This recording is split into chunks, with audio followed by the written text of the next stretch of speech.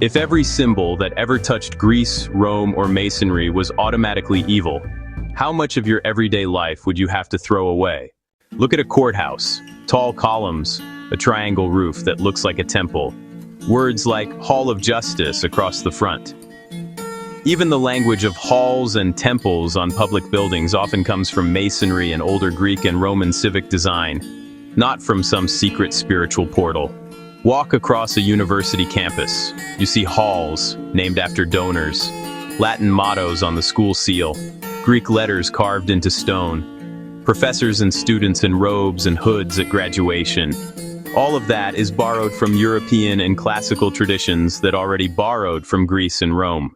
Check your insurance. A lot of insurance and financial companies use pillars, shields, eyes, and Latin phrases in their logos.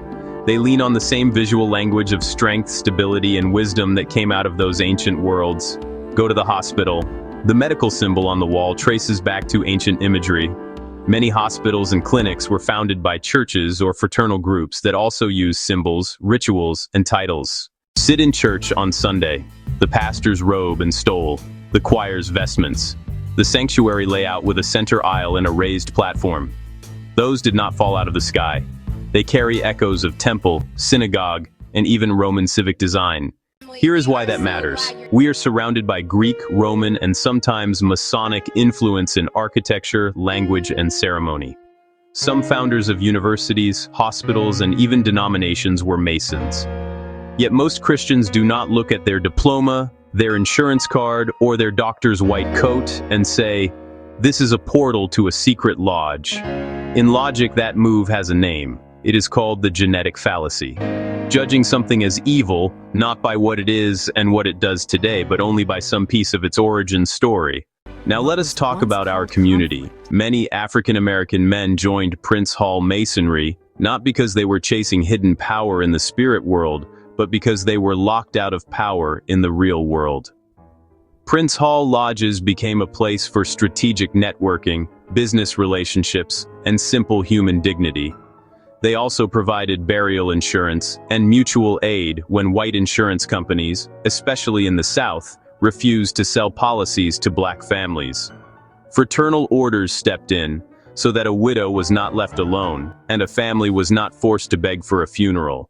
So when anti-BGLO voices say, because some founders were Masons or Eastern Stars, Black Greek letter organizations must be gateways into Masonry, they are doing two things at once.